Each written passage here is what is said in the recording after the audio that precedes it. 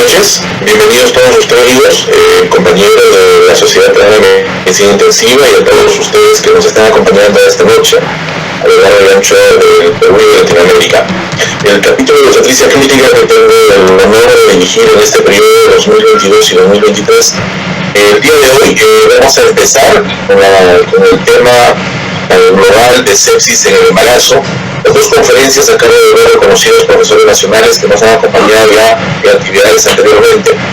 El primero de ellos es el doctor José Luis Castillo Lino, es médico intensivista, médico de la Sociedad Peruana de Medicina Intensiva, actualmente es miembro también de la directiva del capítulo de obstetricia crítica, es médico intensivista de la UCI del Hospital Nacional Cayetano Heredia.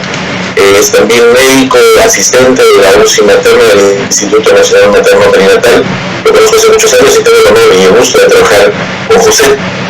La segunda conferencia, la parte que tiene que ver sobre antibióticos en el embarazo, va a estar a cargo del doctor Martín Villaguren. El doctor Villaguren es médico intensivista, es médico infectólogo de la UCI del Hospital Nacional Eduardo Galeotti Martins. Tiene mucha experiencia en el manejo también de pacientes críticos, es miembro no solo de la Sociedad de Infectología, sino también es miembro de la Sociedad Peruana de Medicina Intensiva. Estos dos ponentes van a pasar a una mesa de discusión donde van a poder ustedes como participantes plantear sus preguntas.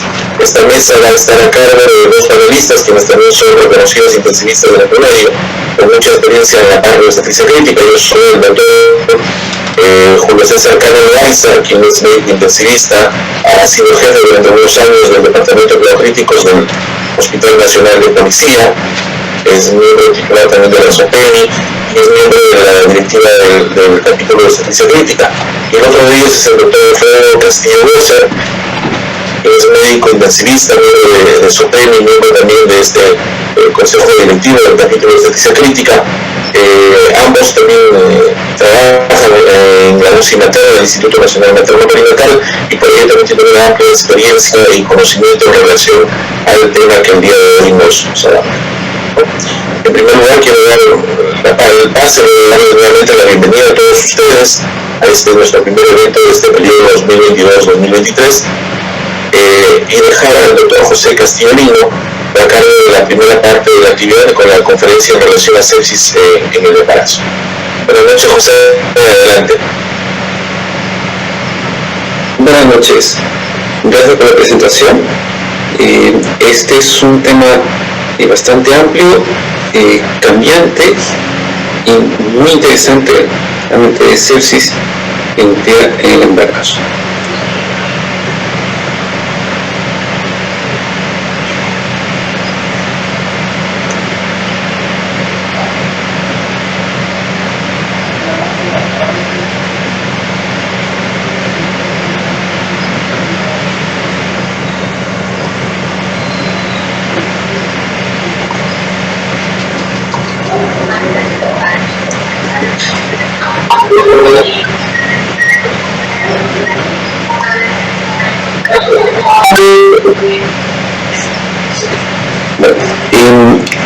Lo que respecta a sepsis en embarazos, como hemos manifestado, es un tema bastante amplio, cambiante, siempre hay cosas nuevas. El tema de nuestras pacientes gestantes o puérperas siempre es un grupo bastante especial, ya que muchos de los estudios y guías generalmente no lo contemplan, por varias razones éticas y de dificultad también de estudio. A todo eso tenemos que decir que la sepsis materna constituye una entidad con alto grado de morbididad y mortalidad presente durante la gestación, el parto o el periodo postparto, considerado hasta la sexta semana después del nacimiento. Ahora, la sepsis como tal constituye las primeras causas de mortalidad a nivel mundial, aproximadamente el 28.6% en la población no obstétrica. Y dentro de lo que es muerte materna constituye aproximadamente el 10.7% de causas de muerte materna a nivel global.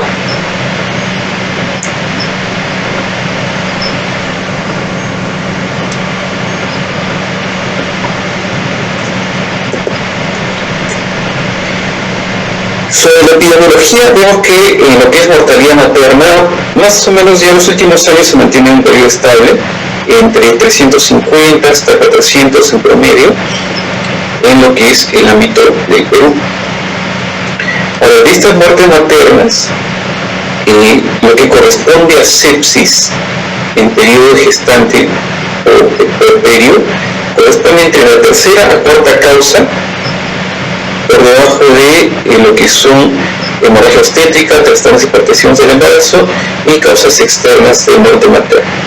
Ahora, lo importante de esta sepsis materna es que también muchas de estas muertes son muertes prevenibles, es decir, que con una intervención o una identificación temprana se pudiera prevenir. De ahí la importancia también de su identificación y manejo adecuado.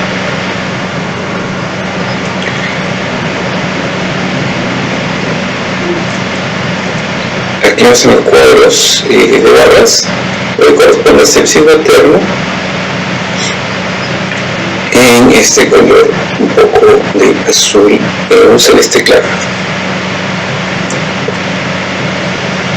Ahora, sobre las causas de sepsis en obstetricia, podemos dividirlo como causas obstétricas propiamente, las que se refieren propiamente al ámbito del aparato reproductor y zona gestacional, como puede ser la coriomionitis, endometritis, los temas de aborto séptico, infección de herido operatorio, episiotomía, también, aunque no era la trombofibritis pélvica séptica. También se incluyen en esta causa de sepsis obstetricia las causas no relacionadas al aparato genital, pero frecuentes, como pueden ser pielonefritis, apendicitis, policistitis o mastitis en el caso también de otras zonas. Y causas no obstétricas, pero infecciosas, que también se consideran dentro de sepsis en obstetricia. Pueden ser las más frecuentes infecciones de la vía aérea, como la neumonía, VIH, tuberculosis, influenza, entre otras. Ahora, sobre lo que son las causas, sobre la zona vemos que principalmente se constituye en el aparato genitourinario, principalmente el origen, la etiología. En general las causas también respiratorias constituyen la segunda causa, derivado de infecciones gastrointestinales, otras referidas a la piel o tejido blando, y otras de causas varias o desconocidas. Como la principal causa está relacionada al aparato genitourinario, entonces tenemos que también los principales patógenos relacionados se encuentran la Escherichia coli, Enterobacter, Staphylococcus aureus, Streptococcus del grupo A o del grupo B, Klebsiella pneumoniae o los anaerobios. Todo esto generalmente más relacionado con el aparato genitourinario principalmente. Ahora, también hay factores relacionados que nos van a contribuir al desarrollo de la sepsis materna. Tenemos factores relacionados con la obstetricia, como puede ser infección de Streptococcus del grupo A o del grupo B, inducción del parto, procedimientos invasivos como amniocentesis, cerclaje cervical, ruptura prolongada de membranas, un parto instrumentado cesárea también, lesiones perineales complejas, falta de atención perinatal también se considera una de las causas relacionadas a sepsis materna, preeclampsia, hemorragia postparto, entre otras. Y factores relacionados también con el paciente, como puede ser anemia, hipertensión crónica, diabetes mellitus, antecedentes de enfermedad inflamatoria pélvica, inmunosupresión, insuficiencia cardíaca congestiva, insuficiencia hepática, y amargura, pues lupus, obesidad también es otro factor importante que se ve cada vez más seguido. La pobreza también, la mala alimentación también está relacionado a mayor presentación de sepsis materna. Sobre la fisiopatología, en general, lo que es la presentación de sepsis está relacionada a la infección por algún patógeno.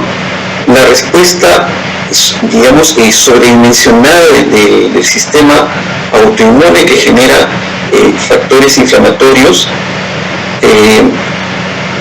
y los transmite, digamos, a través de células inflamatorias, citoquinas proinflamatorias, y luego estas producen óxido nítrico.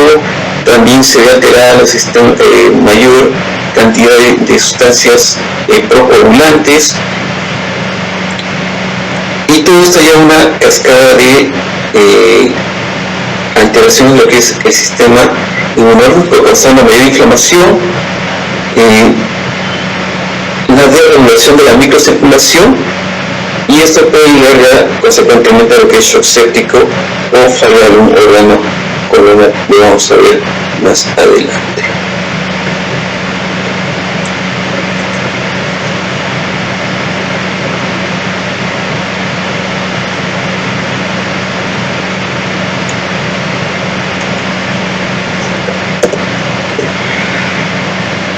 Sobre la sepsis, se tuvo una primera definición. En el año 92 se publicó el primer consenso del American College of Chest and Physician Society of Critical Care Medicine, definiendo la sepsis como la presencia de dos o más criterios de SIRS asociado a una infección.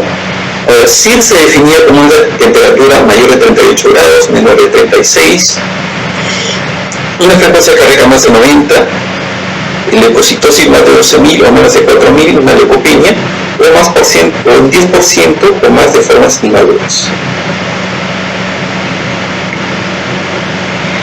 También sobre una frecuencia cardíaca aumentada, más de 90 por minuto, frecuencia respiratoria de 20 o más por minuto, o presencia de CO2 en gases arteriales menos de 32 milímetros de mercurio.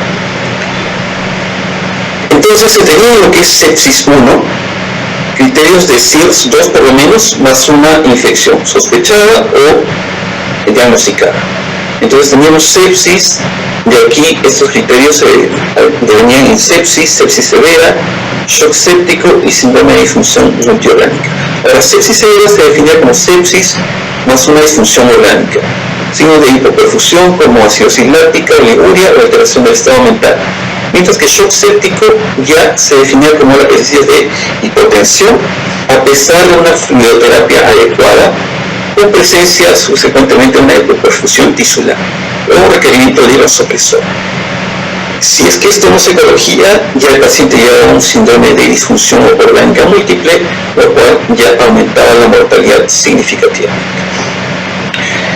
Sobre estos conceptos se hizo una segunda conferencia, Sepsis 2, donde ya se hacía como que una ampliación de los parámetros. Entonces ya se tenía como criterios una infección sospechada, documentada, más algunos de los siguientes parámetros. Habían parámetros generales como fiebre, taquicardia, frecuencia cardíaca más de 90 o mayor de las respiraciones estándar sobre basal, frecuencia respiratoria más de 30, alteración de estado mental, edema, presencia de hipoglicemia, hiperglicemia en ausencia de diabetes, parámetros inflamatorios como son leucocitosis, leucopenia, aumento de la proteína C reactiva, aumento de procalcitonina mayor de 2 desviaciones estándar sobre el valor normal medido.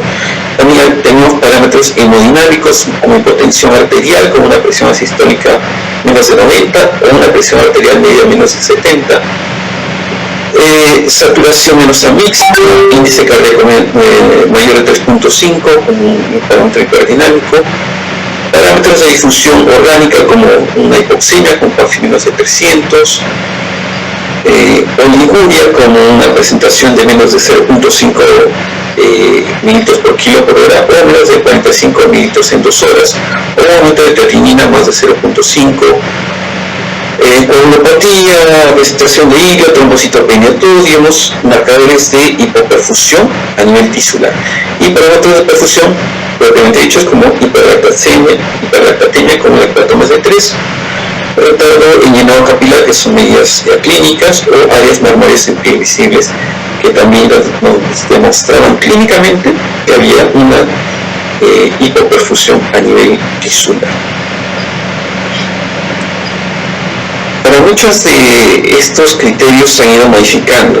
En lo que es sepsis severa había una confusión, digamos, cuando definir sepsis severa cuando hay una disfunción. Entonces, en base a muchos de estos conceptos y otros que no me han quedado claros, se hace la tercera conferencia, donde se define sepsis 3, y se define la sepsis ya como una disfunción orgánica potencialmente mortal, causada por una respuesta disregulada del huésped a la infección. Entonces, en esta definición ya nos da que la sepsis es también aparte de la infección, hay una respuesta disregulada del huésped a esta infección. Ahora, esta nueva infección implica también una respuesta no homeostática del huésped a la infección. Esto incluyendo conceptos de disfunción orgánica, con implicancia de severidad, necesidad de diagnóstico precoz y también un manejo precoz adecuado. Sobre sepsis se definió también con la presencia de una disfunción orgánica con los criterios de SOFA. Estos criterios de SOFA score de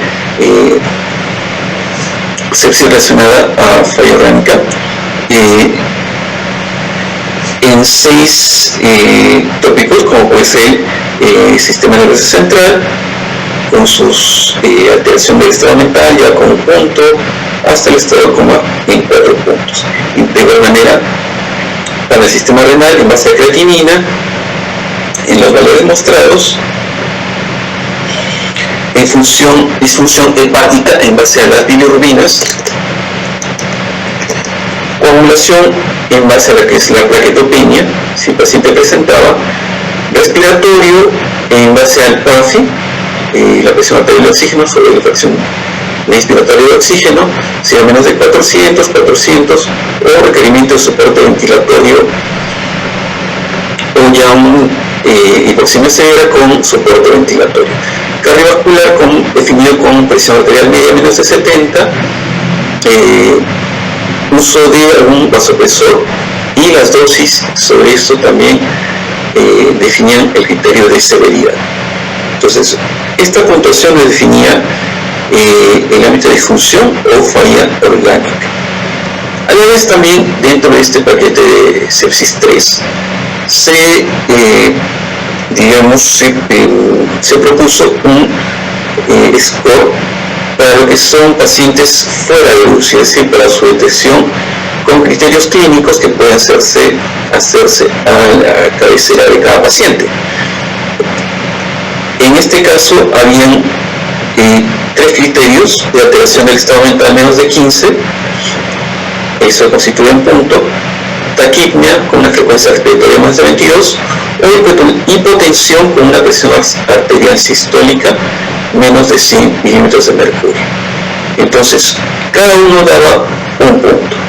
Si teníamos 0 puntos, pues riesgo 0 puntos, no había un riesgo alto, 1 continuaba riesgo, manejo adecuado, y más de 2 puntos, 2 a 3 puntos, alto riesgo, y ya se tenía que evaluar signos de disfunción orgánica, es decir, ya tomar todos los exámenes para definir los parámetros de disfunción con el score SOFA.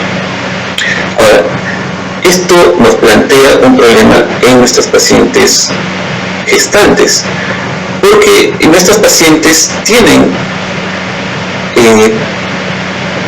alteraciones fisiológicas en el embarazo que las llevan a una situación de cierta modificación de ciertas mediciones de parámetros clínicos adaptados hacia la gestación y que muchas veces pueden incluso confundirse con ciertos signos de sepsis. En cuanto a lo que son las variaciones o adaptaciones fisiológicas en el embarazo, tenemos que dar una disminución de la resistencia vascular sistémica entre un 25 a 30%, principalmente en el segundo trimestre y regresando casi, digamos, al basal en el tercer trimestre, por lo cual también va a haber una disminución de la presión arterial. A la vez, como va a haber un aumento del volumen circulante, va a haber también este aumento de volumen entre 40 y 50% sanguíneo. También esto nos lleva a un aumento de la frecuencia cardíaca entre 10 a 20 latidos por minuto aumento del gasto cardíaco aproximadamente 40%. En la parte respiratoria va a haber un aumento de la resistencia vascular y aumento de la presión coloidosmótica. Va a haber una disminución del volumen residual, y esto aumentado conforme avanza más la gestación. También va a haber una disminución de la capacidad residual funcional, aumento del volumen tidal, ya que al aumentar también la gestación se va a ensanchar la base, digamos, en la parte del tórax, y esto también va a aumentar el volumen minuto, compensatoriamente haciendo una alcalosis respiratoria. Como ven, un aumento también del volumen circulante también nos va a dar un aumento del flujo renal plasmático, y esto también nos va a llevar a un aumento de la filtración glomerular. Consecuentemente también puede haber una dilatación del sistema conductor renal. Y también el estado de embarazo es un estado procoagulante. Va a haber un aumento de factores procoagulantes como el 1, el 2, el 7, el 9, el 12. Va a haber un aumento del plasminógeno, del inhibidor del plasminógeno. Va a haber una disminución de la proteína S, y también va a haber ciertas variaciones lo que es la antitrombina y proteína C. Entonces, comparado esto con los criterios de sepsis, que también podría encontrar un paciente séptico no obstétrico una disminución de la resistencia vascular, disminución de la presión arterial, aumento de frecuencia cardíaca, puede encontrar un aumento de la permeabilidad en la microvasculatura pulmonar, generando un edema pulmonar, en la parte renal isquemia, vasoconstricción. También va a haber un aumento de los efectos procoagulantes. Entonces, comparando, vemos que muchas de estas adaptaciones fisiológicas en el embarazo pueden coincidir con algunos signos y síntomas en lo que son sepsis, por lo cual el diagnóstico de sepsis en el paciente gestante puede ser también todo un reto. Ahora, todo esto también trae un efecto acumulativo, digamos. Consecuentemente, una paciente en periodo gestante o puerperal, en la parte cardiovascular, tiene con estas adaptaciones fisiológicas, tiene un riesgo de un colapso rápido hemodinámico, es decir, mientras que otros pacientes tienen no obstétricos pueden presentar, digamos, sus sistemas de autorregulación pueden resistir un poco más la presentación de hipotensión, alteraciones de lo que es la perfusión, y la paciente obstétrica esto se va a desarrollar en forma más rápida. En la parte respiratoria, la paciente con sepsis obstétrica va a tener más tendencias a formar un edema pulmonar, va a presentar una caída rápida de la oxigenación, puede presentar también un síndrome de estrés respiratorio con mayor frecuencia, y hay una disminución de la vida para compensar la sobrecarga de fluido. También de la parte renal puede presentar una mayor incidencia de injuria renal aguda, y en la parte de la coagulación sumada, digamos, esta procoagulante a la sepsis, va a haber un incremento más de riesgo de formación de trombos, el riesgo de la alteración de la microcirculación, y esto consecuentemente a la hipoperfusión tisular y a la disfunción de órganos.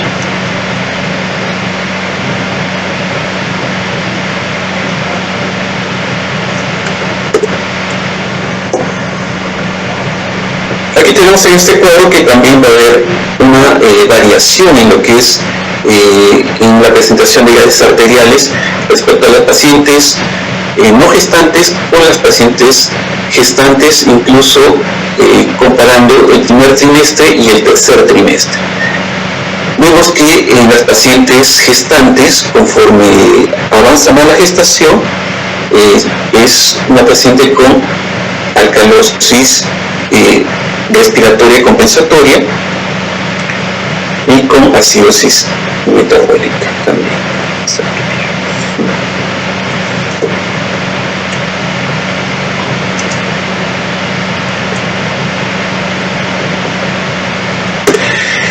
Entonces, en base a este problema, constituía que muchas de las adaptaciones fisiológicas de la paciente obstétrica con sepsis se asemejen o estén en rangos de pacientes de sepsis, como puede ser la frecuencia cardíaca, que puede estar aumentada, o la frecuencia respiratoria, o la presión arterial sistólica en 90 en una paciente gestante sin ninguna disfunción y totalmente funcional, sin signos de hipoperfusión. Se han ido manejando algunas variables. En este caso, en esta guía de la Sociedad de Obstetricia de Australia y Nueva Zelanda, elaboraron este Q-SOFA modificado, donde ya el puntaje, sobre todo en los primeros parámetros de presión arterial sistólica, ya no es en función a 100, sino a 90. Entonces, si era mayor a 90, era 0, y si es menor a 90, 1. La frecuencia respiratoria también se modificó de 22 a 25. Entonces, hay más de 25 respiraciones que lo consideran como 1, y cualquier alteración del estado de conciencia ya lo consideran como un puntaje de 1. Sobre esto también, más que digamos un estudio, esto se hizo como casi un consenso en lo que es esta sociedad obstétrica, pero también hay, digamos, otros estudios pequeños, como el que se muestra aquí, que es de 2019, pero es un estudio retrospectivo en 104 pacientes, los cuales el objetivo es un estudio que se hizo en una sola institución, con 104 pacientes, con los objetivos de ver qué pacientes requerían un soporte más de 48 horas en UCI, requerimiento de monitoreo invasivo, soporte ventilatorio, uso de vasopresor o muerte materna. Entonces, de estos pacientes reclutadas, 32 pacientes desarrollaron el ORCOM planteado. Entonces, vemos que ya en los resultados, ellos plantean que va a haber un aumento en lo que es la sensibilidad y especificidad, utilizando un SOFA donde la frecuencia respiratoria sea más de 35 o una presión sistólica menos de 85. Esto, sin embargo, como lo mencionaba, es en pacientes en estudios pequeños de baja población, y es en un solo centro. En todo caso, también requeriría mayor estudio para validar estos hallazgos.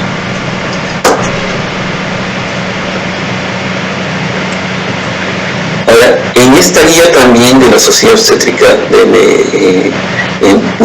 Medicina Obstétrica de Australia y Nueva Zelanda, también se plantea una variación del SOFA obstétrico, sobre todo en los primeros parámetros, para tratar de mejorar lo que es la identificación temprana de la sepsis.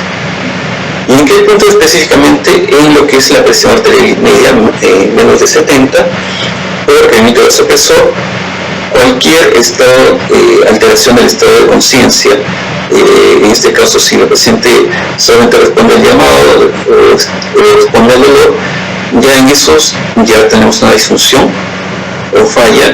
En el nivel de creatinina también es una de las variaciones también principales, teniendo variaciones en lo que es el nivel de base con menos de 90, lo cual sería 1.02 miligramos por decilitro, como mayor. Si la paciente tiene menos de eso, serían 0 puntos.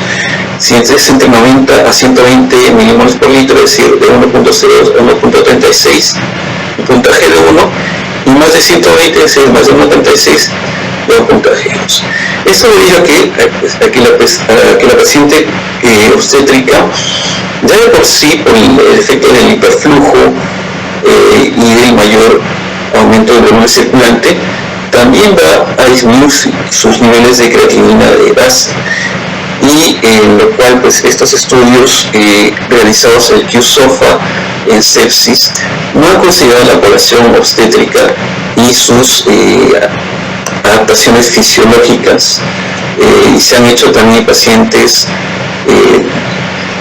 por decirlo, 50% que son sexo masculino, población que es adulta también mayor, entonces no se ha adaptado mucho a lo que es esta población especial. Entonces esta sociedad propone esta variación de lo que es el SOFA obstétrico para una detección, digamos, más temprana de lo que es el diagnóstico de sepsis. Ahora,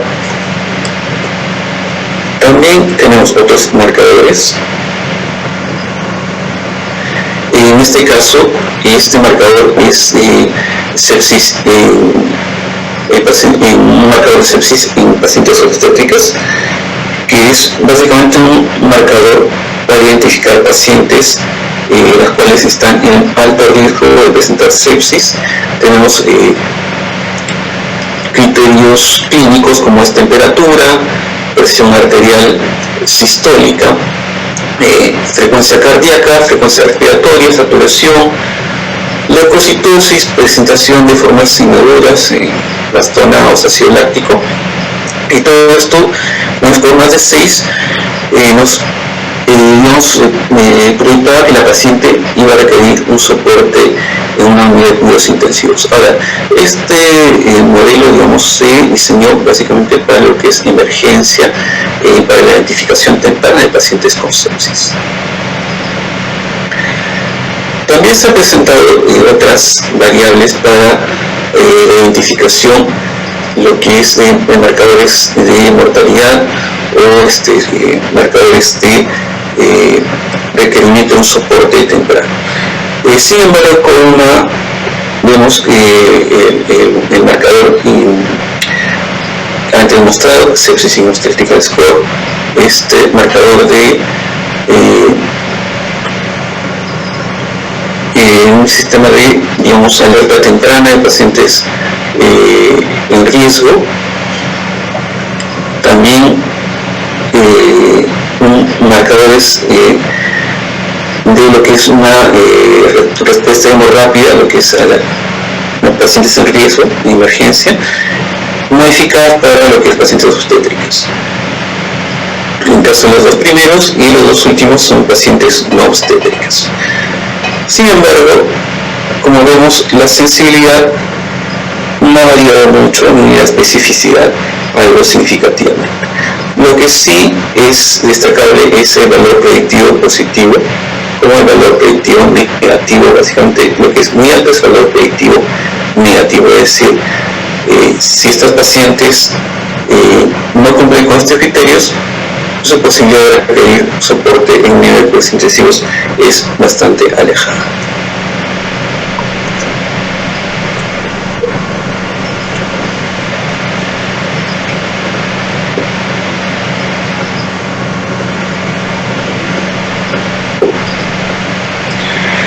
Ahora, sobre el diagnóstico, tenemos este cuadro para lo que es criterios que nos hacen observar que la paciente puede tener una sepsis e identificación temprana, como es una presión sistólica menos de 90 o más de 160, una presión diastólica más de 100, que puede tener esto en cuanto a lo que es seguridad en paciente materna.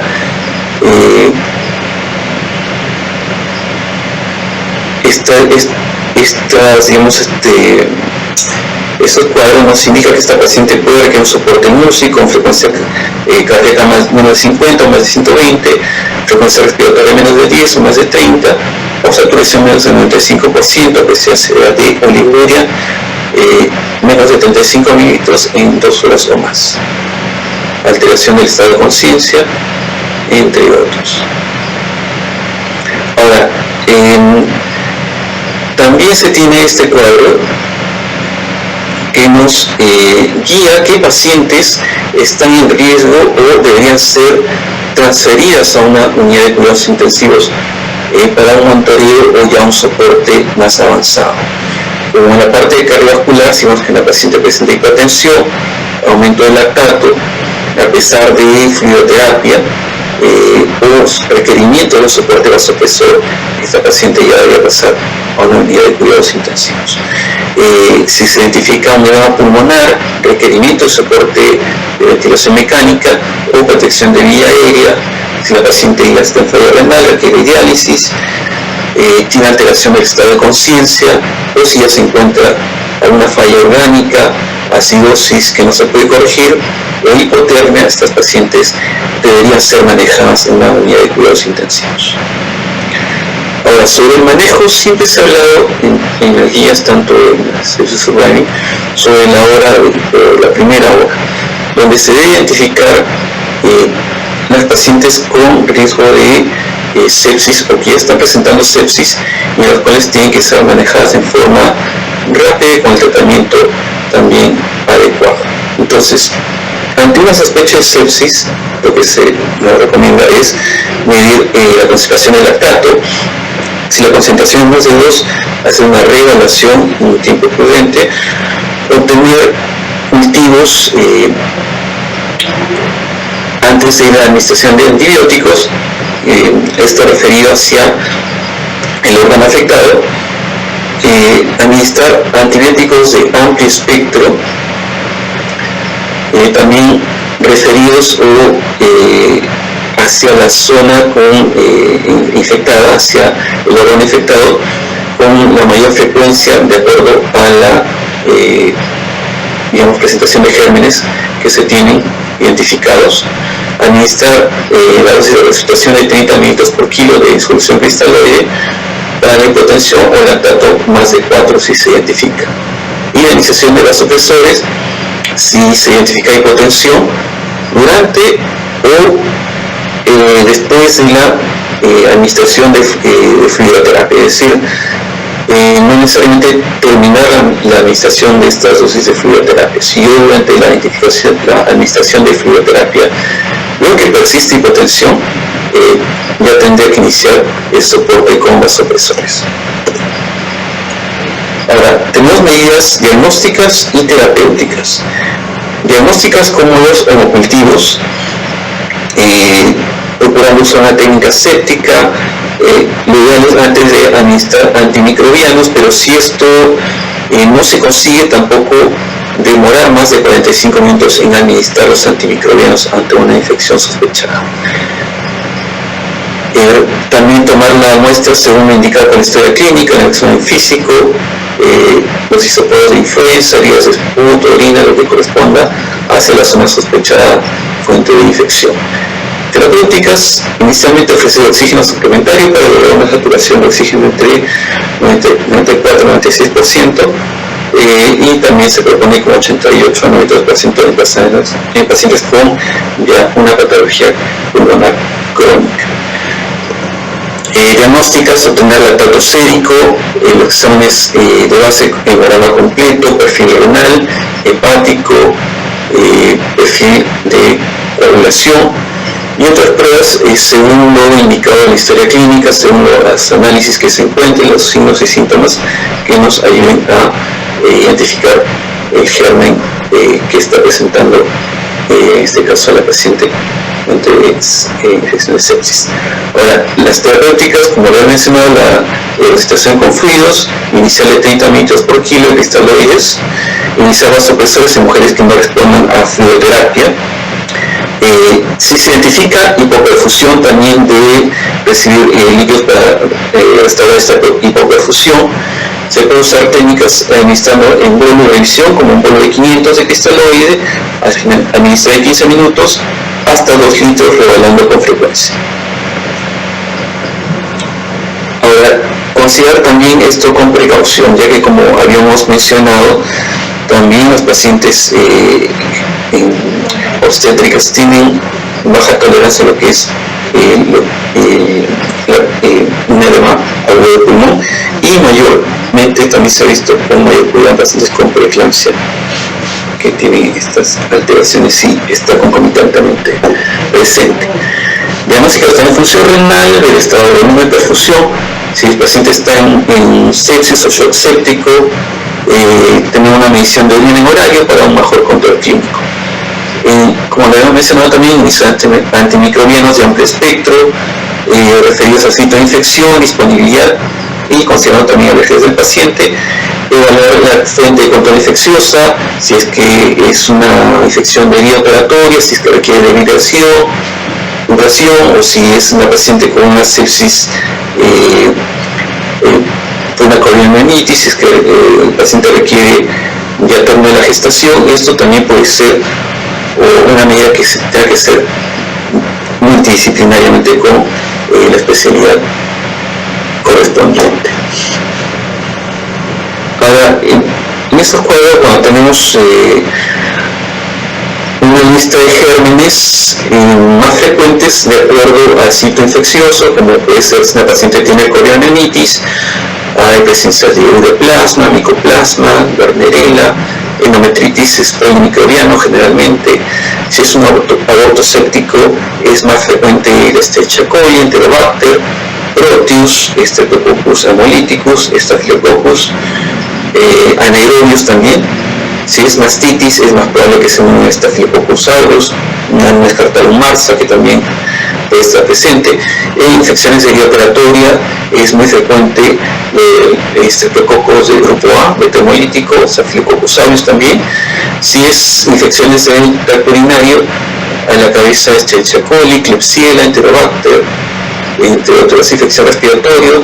El sistema respiratorio puede ser Streptococcus, neumonía, Haemophilus, clamidia, entre otros. Y también infección gastrointestinal frecuente Escherichia coli, Enterococcus, Klebsiella o Enterobacter. Entonces, toda esta lista, digamos, enfocada hacia identificar los gérmenes patógenos más frecuentes, y esta otra lista también, que solamente lo voy a mencionar brevemente, en la cual lo que se debe procurar es un antibiótico de amplio espectro y referido hacia la zona infectada, hacia la zona objetivo sospechada que es fuente de infección.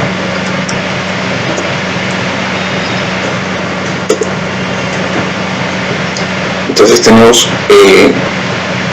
la terapia inicial, tenemos antibióticos alternativos si la paciente es alérgica o, digamos, se sospecha que sea una infección intrahospitalaria, si la paciente ha estado hospitalizada de repente en otra unidad o ha estado previamente hospitalizada en algún servicio del hospital.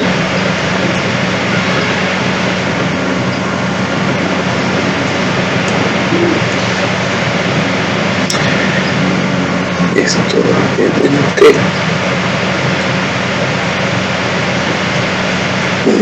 vamos a pasar rápidamente y vamos a pasar a esto que es un esquema de manejo sobre lo que es la sepsis materna. Entonces, ante la sospecha de infección, voy a hacer una evaluación de rutina, signos vitales, evaluar un hemograma completo, a tomar las funciones vitales, los criterios clínicos, si la paciente está con fiebre, hipotermia, frecuencia cardíaca más de 100, esto referido, digamos, a lo que es la presentación de las guías.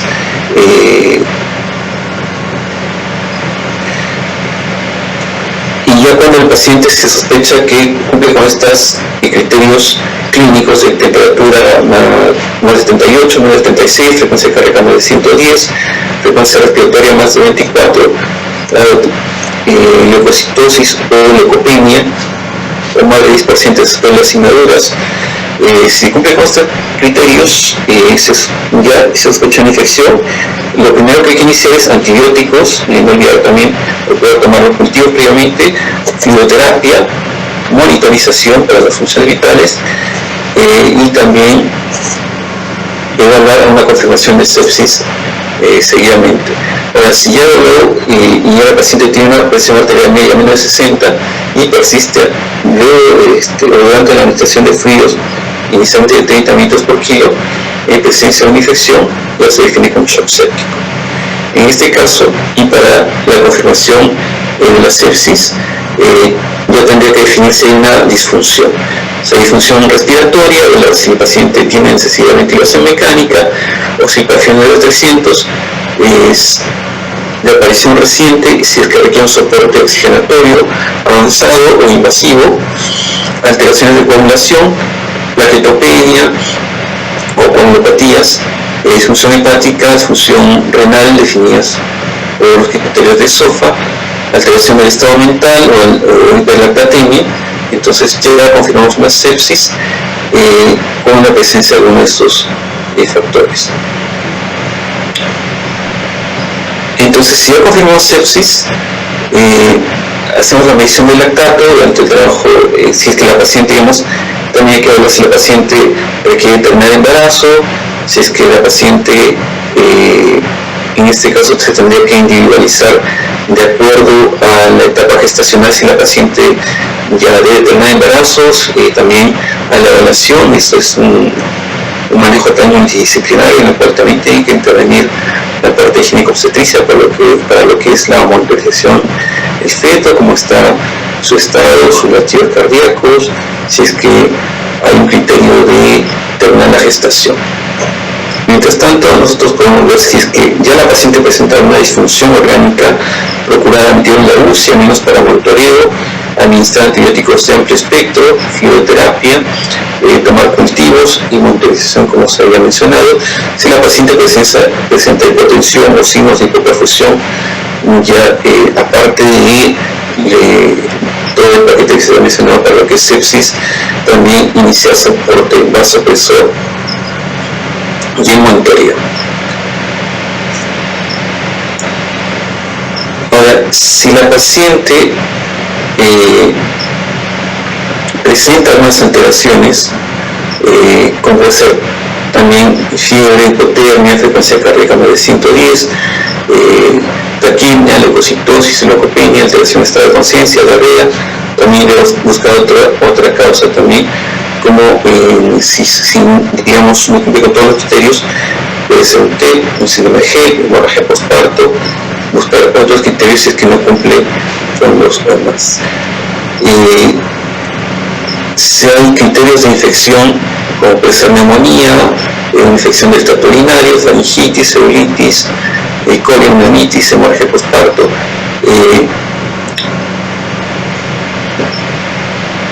iniciar tratamiento de la primera hora, mantener una saturación más del 94%, tomar los cultivos, antibiótico terapia inmediata, menos en la primera hora, la resucitación con fluidos y el manejo idealmente en una unidad de cuidados intensivos. También, bueno, vemos esquemas de tratamiento empírico para lo que es los gérmenes más comunes.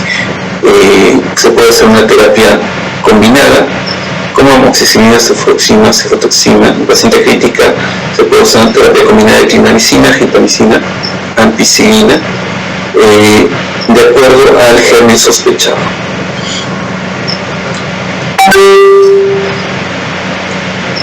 Una vez iniciado todo este paquete, también completar todos los estudios para evaluar si la paciente presenta una disfunción orgánica y mantener un monitoreo tanto de las funciones vitales como la presión arterial, cuánto es el débito urinario por hora, cuánto está en cuanto a la parte de la coagulación, las plaquetas, la creatinina y el monitoreo continuo, idealmente con una unidad de cuidados intensivos. Si ya la paciente vemos que presenta una sepsis, evaluar el ABC, evaluar la vía respiratoria. Si la paciente está bien, es intubar, si es necesario, requiere un soporte oxigenatorio, tal vez una cánula de alto flujo, o por lo menos un oxígeno suplementario. Si la paciente tiene problemas de respiración, requiere oxígeno, muestra su saturación. Si es que la paciente presenta hipotensión, debe iniciar el protocolo de resucitación y el protocolo de manejo de sepsis, tomar cultivos, antibióticos, exámenes de laboratorio para completar el perfil SOFA, identificar disfunciones. resucitación con fluidos, reevaluar a la paciente si es que con estos fluidos mejora esa hipotensión o sigue persistiendo. Inicialmente de elección norepinefrina, vasopresina, continuar con la resucitación en vuelo si es que se plantea así, cada 30 minutos, identificar la presión, contestar también líquidos urinarios en mililitros por hora. Si es que la paciente mejora, requiere un mantenimiento.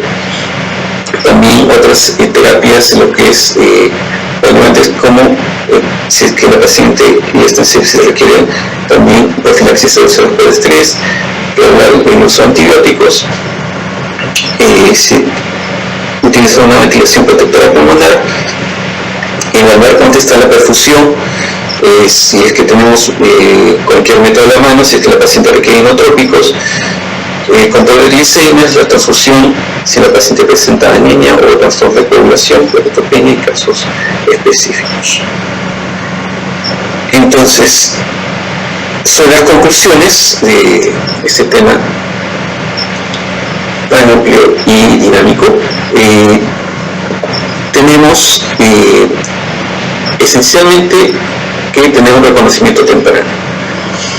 Siempre mantener un alto índice de sospecha de sepsis materna en pacientes, en este caso de esta población especial, e implementar instrumentos de evaluación para detección temprana que presentan un mayor deterioro sistémico. Sobre la hora de oro, implementar protocolos para facilitar la detección de requerimientos de aumento o soporte o monitoreo especial. También tomar los exámenes de laboratorio, de imágenes, que son esenciales para el diagnóstico de la posible etiología y el control de foco séptico subsecuente.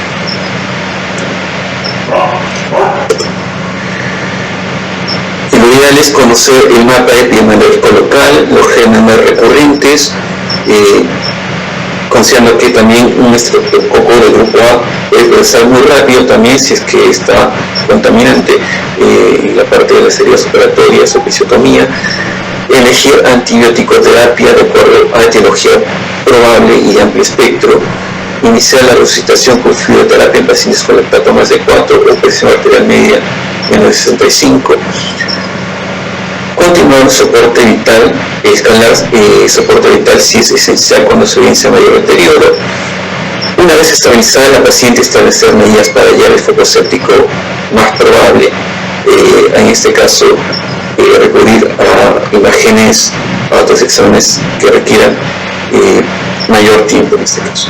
Anticipar también prevenir complicaciones con el producto de la gestación.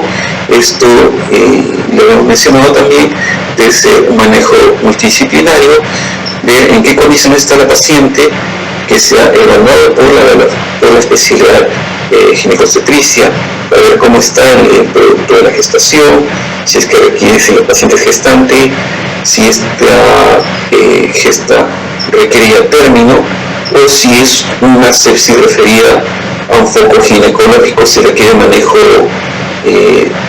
quirúrgico, si es que requieren pacientes tal vez requieren histerectomía o una intervención quirúrgica de acuerdo al estadio clínico, en lo cual se tendrá que individualizar estos casos. Este es un tema muy amplio que se va renovando y también que presenta grandes desafíos, ya que este es un grupo especial de pacientes los cuales tienen características propias y muchas veces en los estudios y en las guías de pacientes en obstétricas no se consideran estas variantes. Gracias.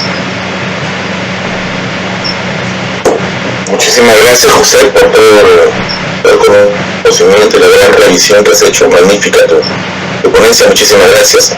Los amigos que nos están acompañando en el Facebook, por favor pueden ir haciendo sus preguntas por ahí. La mesa de discusión va a ser el final de la siguiente charla. Muchísimas gracias, José. A continuación quiero dar la bienvenida y el pase al doctor Martín Ayamburen, que es médico e infectólogo de la UCI del Hospital Nacional de Eduardo Vértiz, un médico con mucha experiencia en el manejo de la sepsis en pacientes críticos. Bienvenido, Martín. Buenas noches.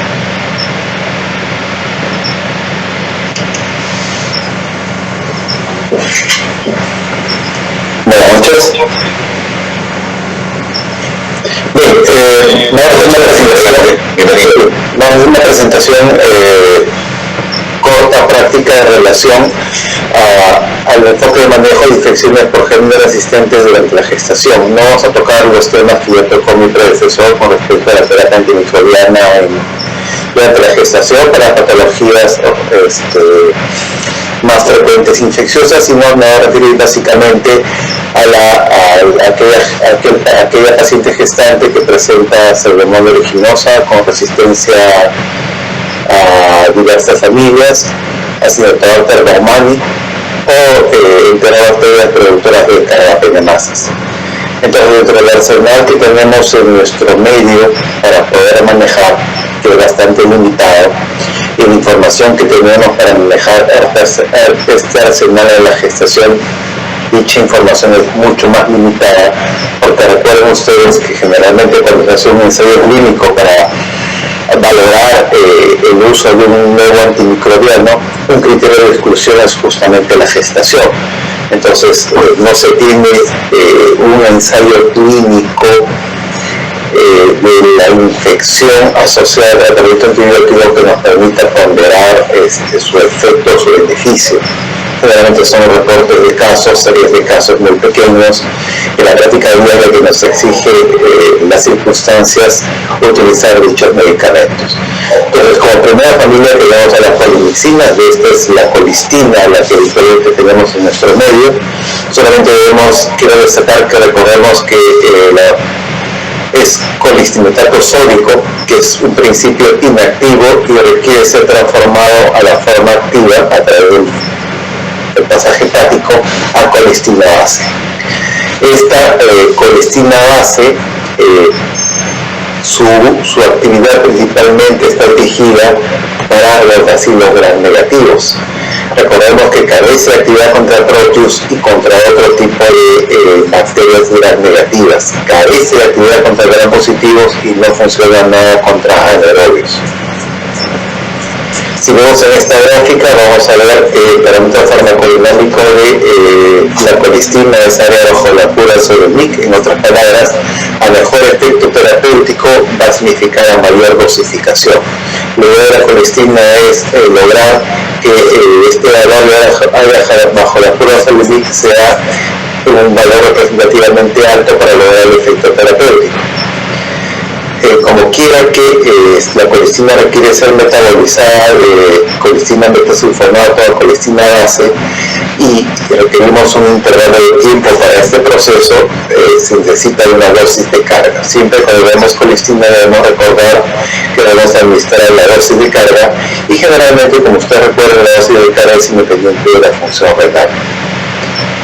Colistina hemos usado en nuestro medio durante la pandemia, si ustedes recuerdan, de forma extensiva, intensiva y de forma exagerada.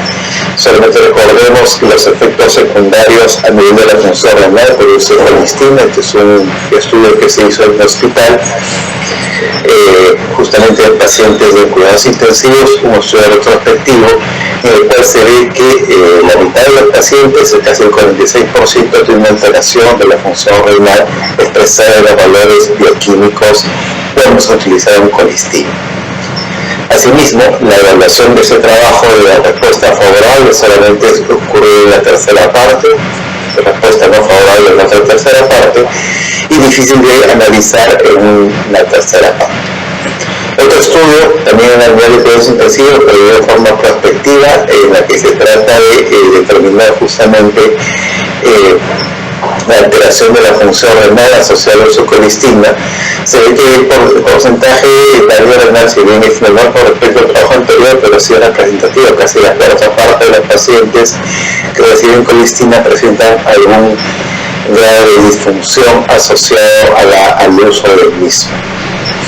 Si bien su parámetro farmacodinámico sale bajo la curva sobre el MIC, no podemos potenciar este parámetro farmacodinámico, es decir, aumentar la dosis, ya que por otro lado tenemos el efecto en la disfunción renal.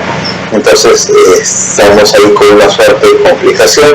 En la evaluación de la respuesta al tratamiento en este estudio prospectivo se ve que más o menos la mitad de los pacientes o tienen falla o no se logra determinar una respuesta favorable con respecto a este esquema.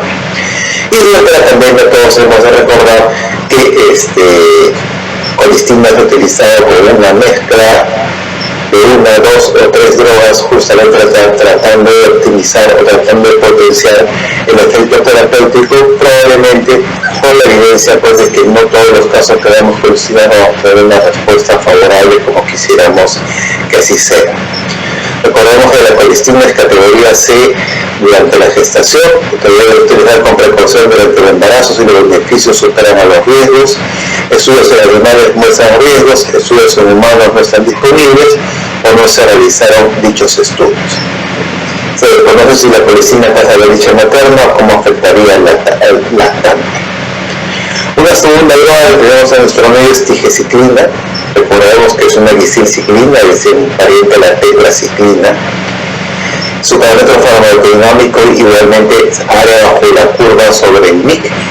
En este sentido, para cuadros infecciosos pulmonares, por ejemplo, la dosis debe ser administrada de tal manera que logremos tener una concentración adecuada de fluido intersticial pulmonar. Por lo tanto, la dosis que nosotros en nuestra UCI administramos generalmente es el doble de lo que indica el inserto del producto. Asimismo, en el año 2013 salió un reporte de seguridad de la FDA en el cual decía que aquellos pacientes que recibían tigecyclina se morían más en comparación a los pacientes que recibían los comparadores de los ensayos clínicos. Sin embargo, cuando se duplica la dosis de 100 miligramos cada 12 como tratamiento, esta aparente discordancia en mortalidad desaparece. La neumonía asociada a ventilación mecánica no es una indicación aprobada por la FDA, pero igualmente nosotros lo utilizamos en nuestra práctica, no solamente nosotros, sino a nivel mundial, se utiliza como práctica habitual para el manejo de dicha concentración. Finalmente, recordemos que la tigecyclina no se concentra adecuadamente en plasma, no sirve para bacteriemias y por lo tanto tampoco se concentra en orina y tampoco ayuda para el manejo de la infección urinaria. Tigecyclina tiene diversas publicaciones para el manejo de infecciones por enterobacterias resistentes a carotenoides, para manejo de infecciones asociadas a Acinetobacter, y de acuerdo al principio farmacodinámico, la dosis alta nos permite una mejor respuesta terapéutica. En la UCI donde trabajamos, habitualmente administramos 100 miligramos cada 12 horas, esto ya desde la época de la pandemia, y durante este intervalo de tiempo los efectos secundarios o el temor expresado en la alteración de la función hepática como consecuencia de una dosis alta no lo hemos observado. En otras palabras, no afecta a la función hepática de la dosis de 100 miligramos cada 12, como lo corroboran los estudios que estoy poniendo en la pantalla. Tigecyclina es categoría D de embarazo, es decir, estudios en animales han revelado evidencia de daño fetal. Por lo tanto, el uso de este medicamento también va a afectar el desarrollo dental durante la segunda mitad del embarazo, provocando una decoloración permanente de los dientes de color amarillo, gris, marrón. Entonces, al ser categoría D, no está recomendado para ser usado durante la gestación. Sin embargo, si tenemos un proceso infeccioso por un patógeno resistente a todas las opciones terapéuticas y siendo esta la única efectiva, cada día tenemos que ofertar lo que tenemos en la mano, y eso nos sucedió durante la pandemia, que recordemos que durante esa época no había disponible, estuvieron agotados a nivel nacional múltiples antimicrobianos, entonces tuvimos que utilizar gestantes de este producto. Finalmente tenemos beta-lactámicos. Recordamos que el parámetro farmacodinámico de beta-lactámicos es actividad bactericida tiempo dependiente y la eficacia se correlaciona con el porcentaje de intervalo de dosis durante el cual la concentración de fármaco libre permanecen por encima del MIC, es decir, son tiempo dependientes. Y es más, yo puedo jugar con el porcentaje de tiempo de dependencia si estoy buscando una actividad bacteriostática, es decir, inhibición del crecimiento bacteriano, a mayor porcentaje si estoy buscando una actividad bactericida, y mucho mayor porcentaje si es que quiero administrado para manejar adecuadamente infecciones severas como las que ocurren en cuidados intensivos. Esta teoría de riesgo B, no existe evidencia de alteración en la fertilidad que daño al feto. El beta-lactámico lo utilizamos con seguridad durante la gestación, con amplia experiencia en el mismo. Recordamos que actualmente los beta-lactámicos, para cumplir este principio farmacodinámico que estamos hablando a tiempo por encima del MIC, lo administramos en infusión continua o en infusión prolongada. Infusión continua en 24 horas al antibiótico, infusión prolongada generalmente, pero infusión extendida generalmente en 3 horas. Los paneles que contamos a nivel nacional, los más frecuentes son los paneles NutriScan, y los paneles NutriScan tienen puntos de corte para los carbapenems, es decir, no nos hacen concentración mínima inhibitoria. Muy pocos hospitales en el país en realidad tienen paneles que nos permiten hacer MIC. La gran mayoría utiliza el NutriScan solamente nos da puntos de corte y nos dan un tope de resistencia que es mayor o igual a 8.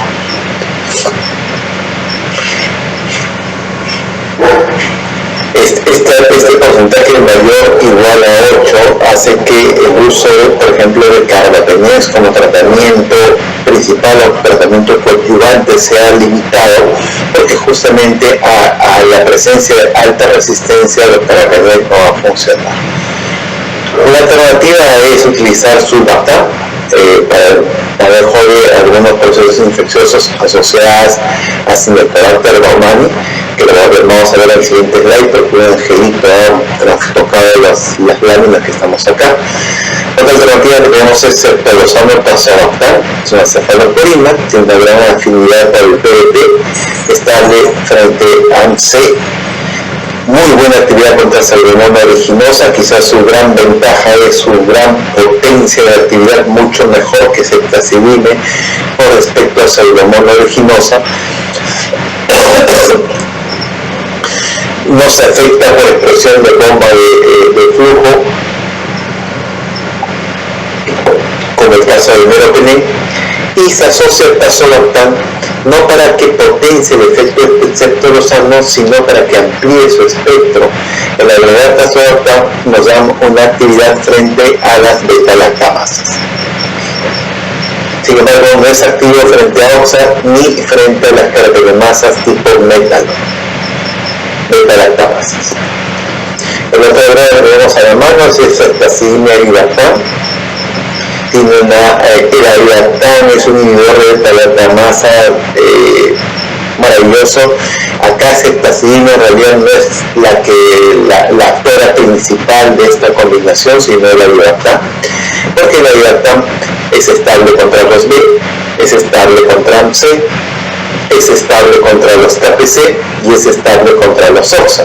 Entonces, por lo tanto, permite recuperar la actividad de algunas carbapenemasas, de las carbapenemasas, especialmente las KPC, configurándose esta como su droga principal, es decir, ceftriaxona, tratamiento de carbapenemasas tipo KPC.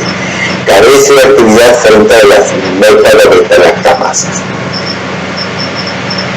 No tiene actividad contra el Cinetobacter, no tiene actividad contra el merovirus. El sulbactam que les comentaba con el slide anterior es un beta-lactámico débil, tiene una gran afinidad con los PDTs.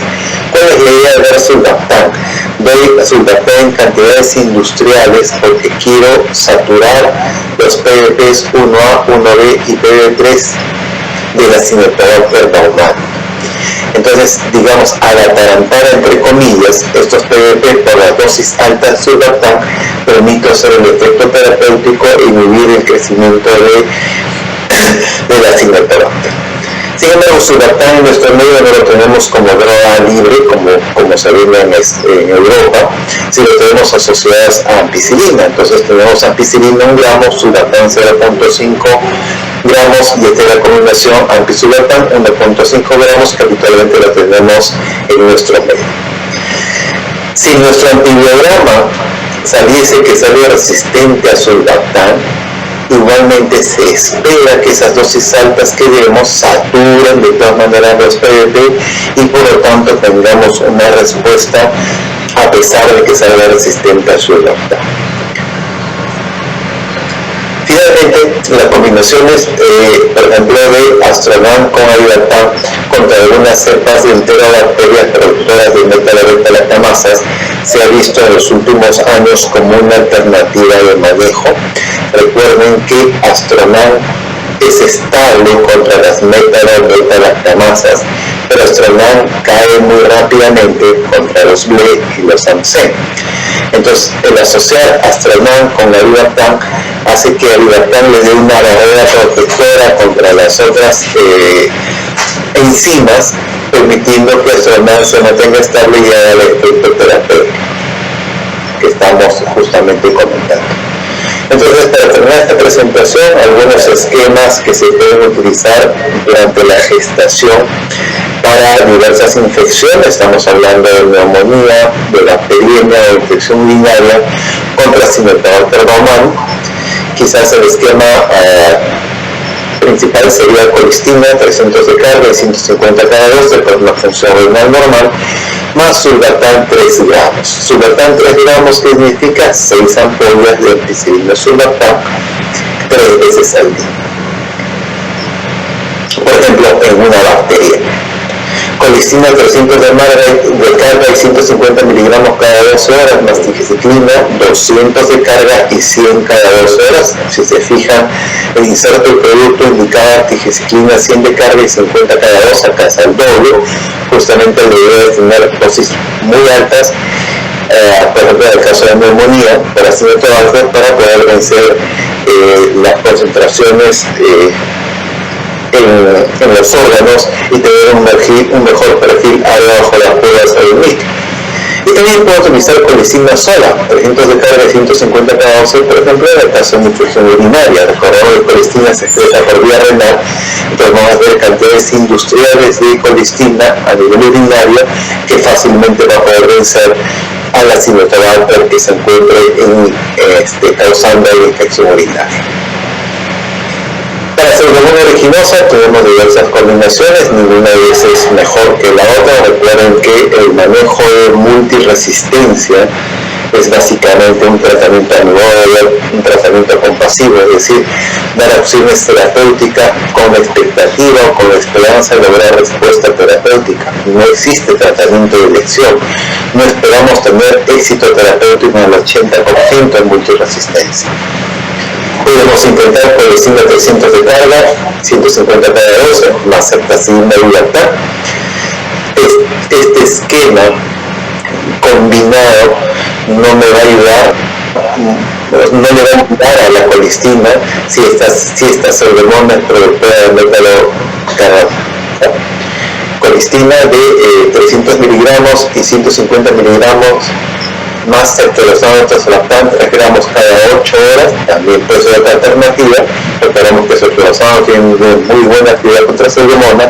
Sin embargo, si esta Pseudomonas es productora del métalo, tampoco le va a ayudar a la colistina sola. En estos dos ejemplos, si aparece el métalo, colistina estará trabajando sola. Colistina 300 de carga y 150 cada 12, más meropenem 2 gramos en infusión de 3 horas cada 8 horas.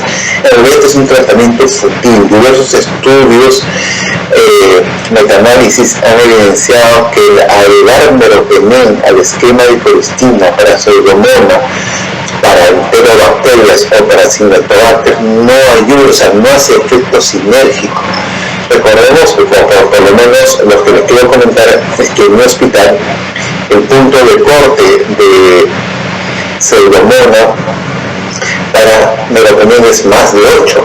Entonces, por lo tanto, es una resistencia de alto nivel. Si fuese una resistencia de bajo nivel, es decir, el MIC sea de 2 o sea de 4, dosis altas en infusión extendida podría lograr vencer este mecanismo de resistencia y coadyuvar a la colistina. Desafortunadamente, al tener un MIC muy alto, la resistencia es de alto nivel, por lo tanto, este tratamiento, como lo que podemos ver, no va a ser fútil. Va a ser solamente un pequeño disipado para el médico tratante para que nos calme, para calmar su ansiedad.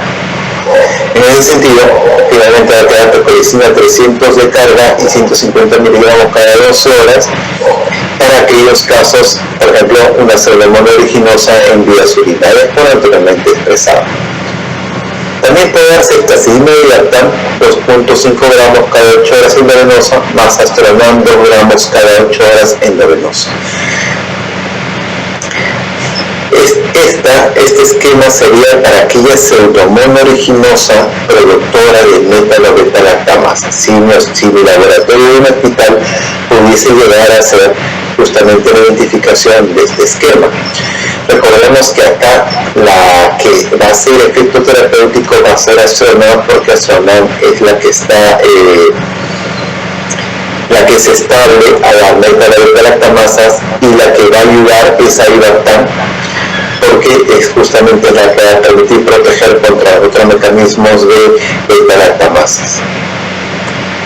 Finalmente, las enterobacterias productoras de carbapenemasas, son un pequeño paréntesis, estas enterobacterias se están convirtiendo poco a poco en el principal mecanismo de resistencia en los hospitales de nuestra ciudad.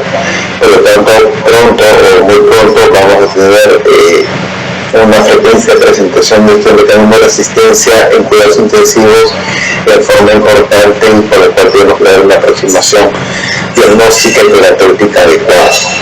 Para entender la estructura de carbapenemasa tenemos que saber qué tipo de carbapenemasa va a producir. Entonces nuestro laboratorio tiene que hacer el esfuerzo si quiere determinar si es serín carbapenemasa o metalocarbapenemasa.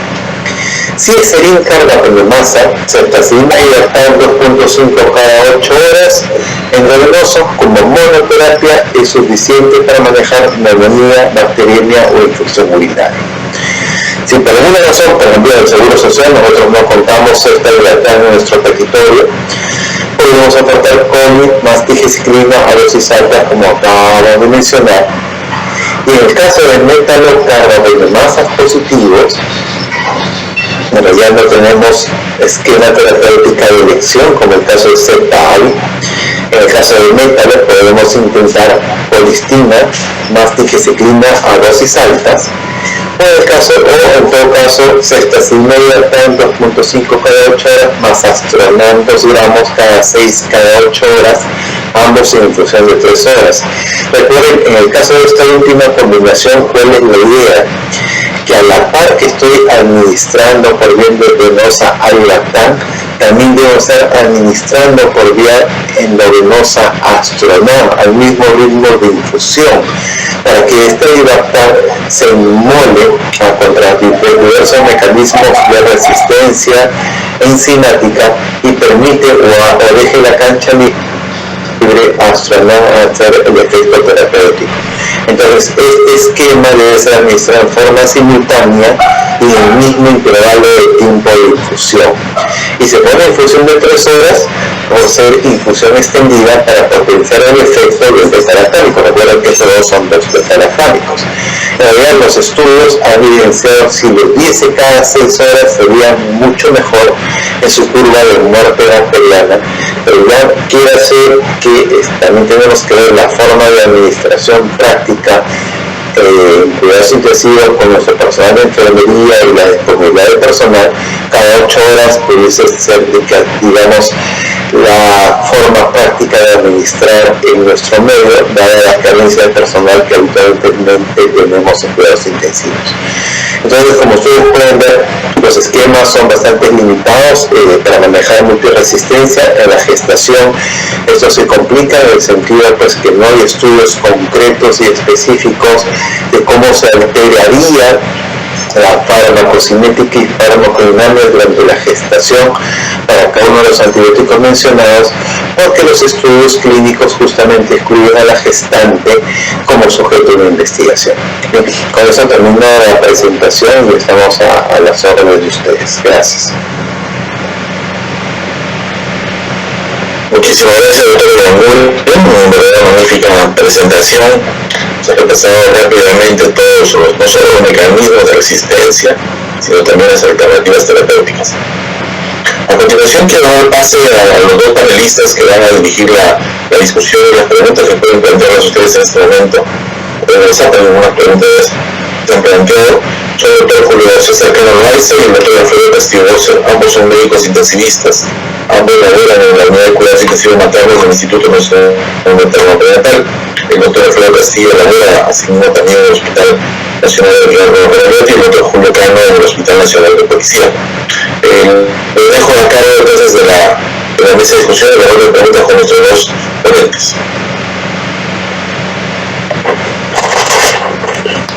Buenas noches con todos. Muchas gracias, doctor Alberto, por el pase.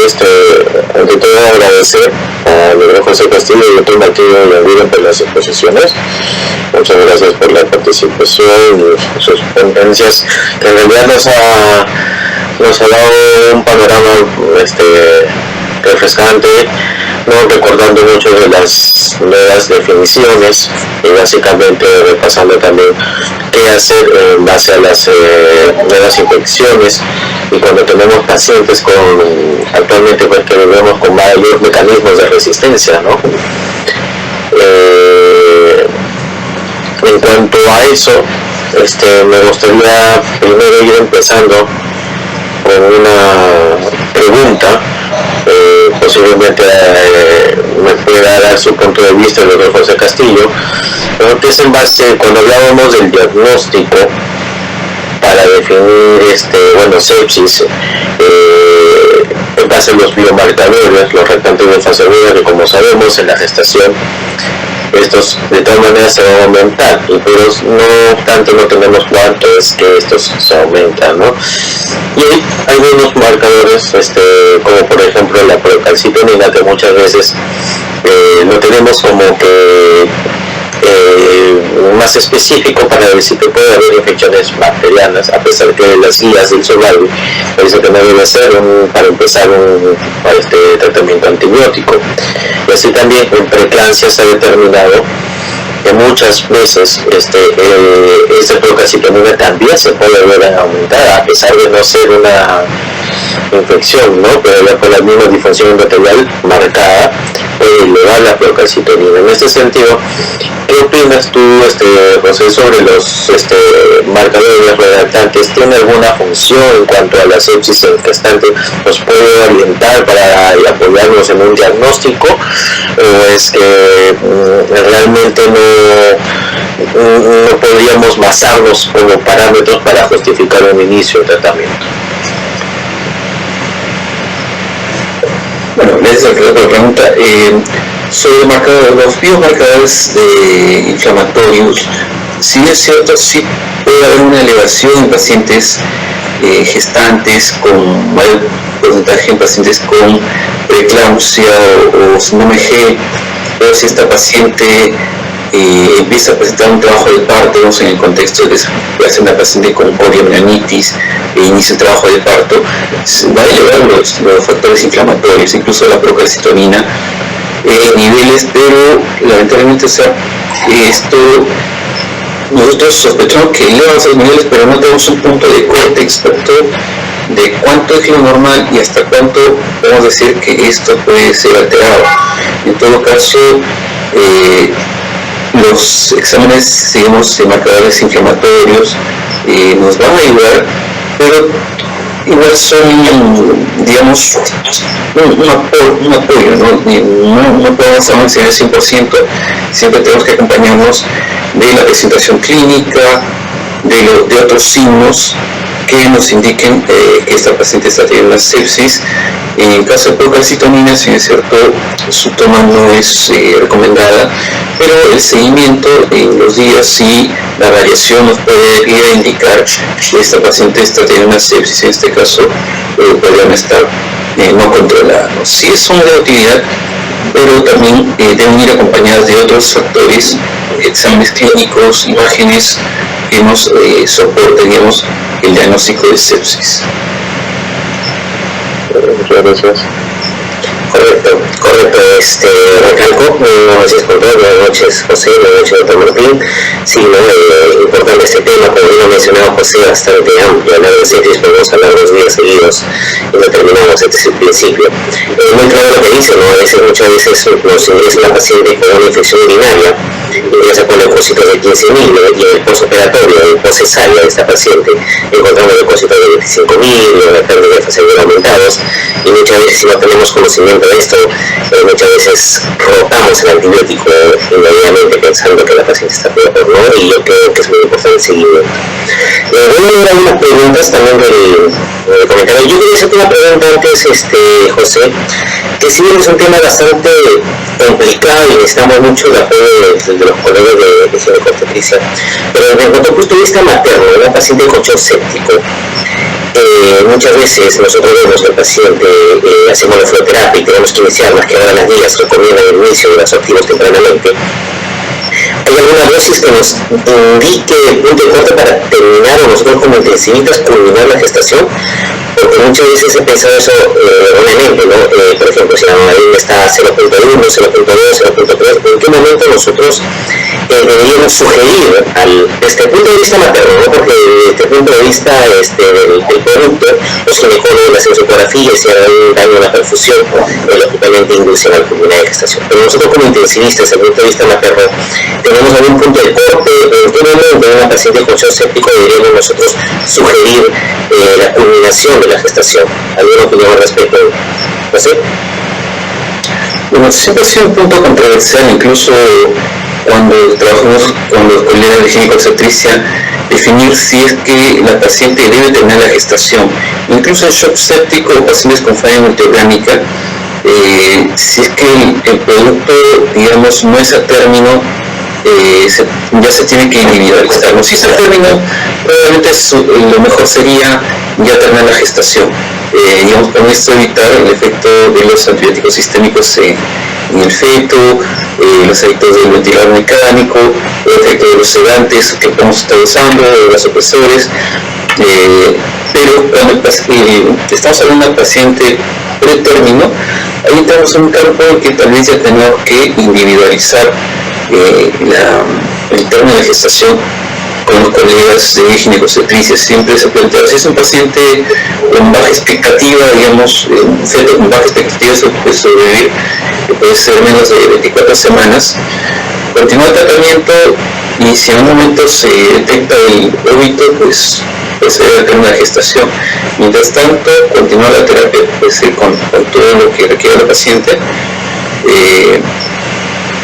Y en esos casos intermedios en que la paciente está entre 24 semanas, 32 semanas, sí se tendría que hacer un seguimiento. No he visto que haya una guía que nos diga pues cuándo hacer un término de gestación. No obstante, estos casos intermedios sí se han individualizado. En caso de pacientes que están a término, sí, la mejor opción es que se termine la gestación. Pero en estos casos intermedios sí, siempre hemos visto como individualizar los casos. Sí, no es una tendencia a la individualización. Totalmente de acuerdo contigo, no sé. Alfredo, no sé si alguna piensa me gustaría hacer la pregunta al doctor Martín. Es en base a los antibióticos en cuanto a la investigación. Doctor Martín,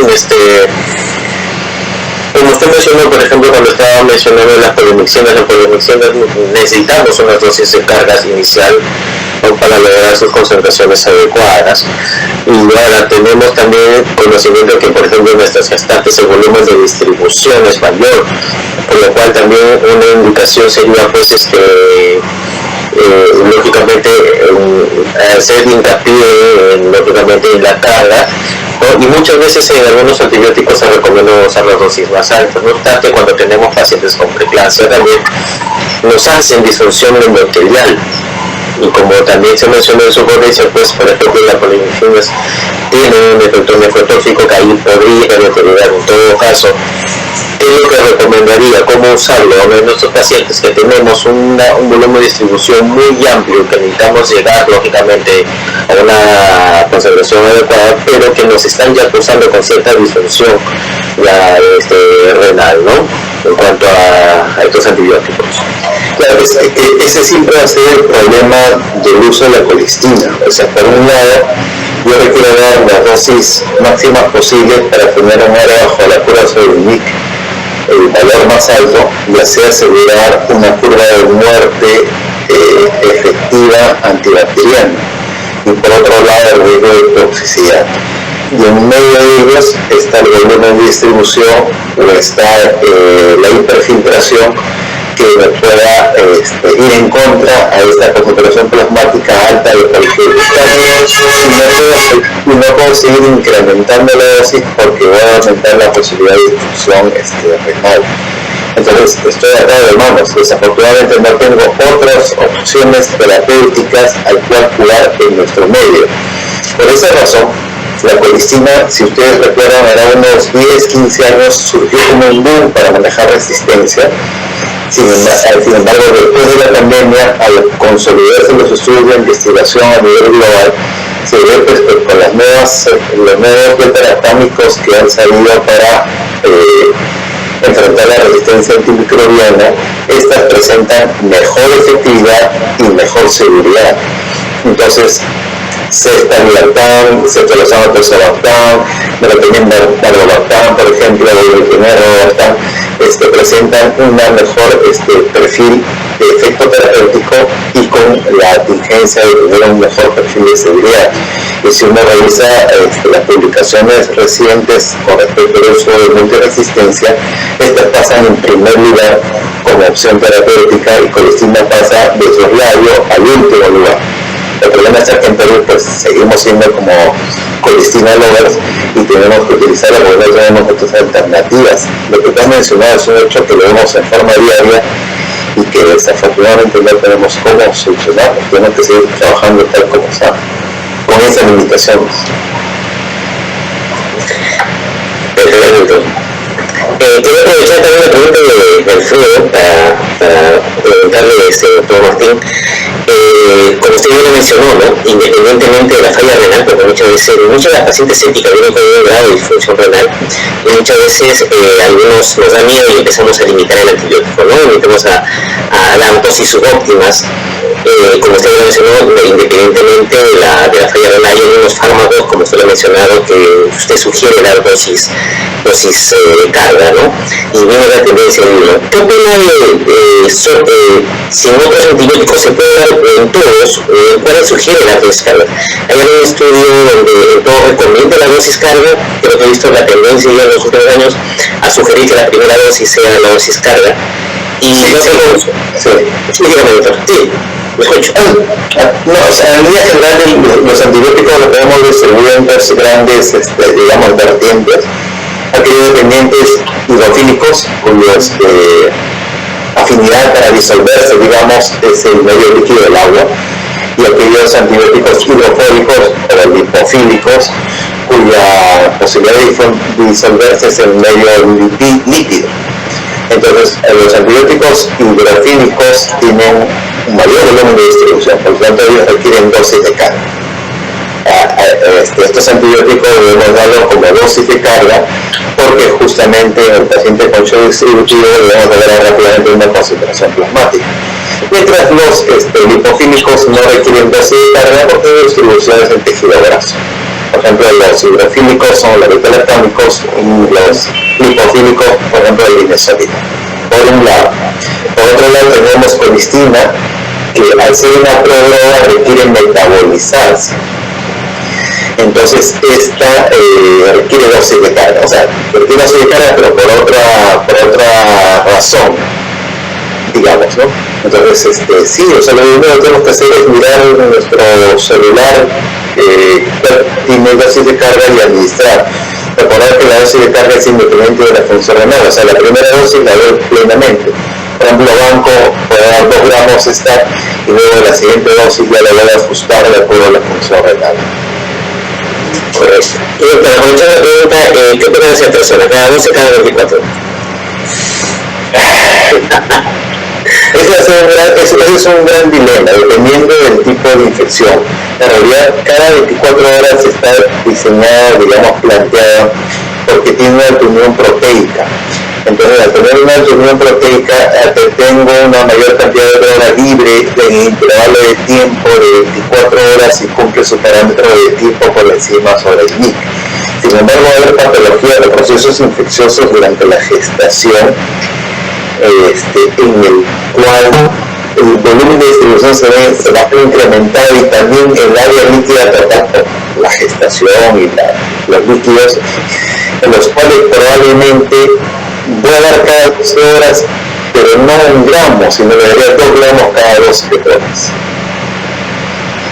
Más que de 1 gramo cada 12 en aquellas patologías muy puntuales en las cuales sí requiera por estas condiciones que puedan tener. Ahora, generalmente la gestación, lo más frecuente, por ejemplo, ustedes es colonitis, que es la que va a ir a cuidados intensivos y concomitantemente es infección urinaria, ¿no? La colonitis que da los shocks, un shock distributivo importante, sí ahí debería considerar esto, pero infección urinaria es algo coagulante que va a ser motivo de diversa luz y probablemente la dosis estándar es lo suficiente si es que es negativo. Correcto. Entonces,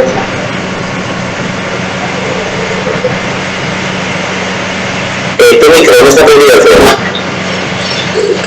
es recalcar que no solamente por volumen de distribución, sino que, por ejemplo, nada es recomendado por en algunos casos 2 gramos cada 12.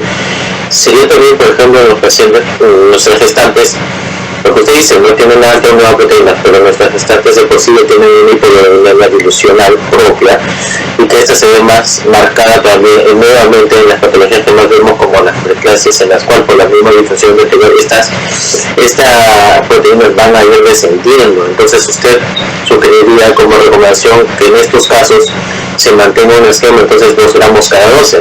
Claro, es que la que hace efecto es la droga libre, entonces al no haber unión proteica hay mayor droga libre, pero el tiempo de esta droga libre, o sea, la vida media de esta droga libre es mucho más corto. Entonces se le acaba el antibiótico rápidamente. A eso le comentario.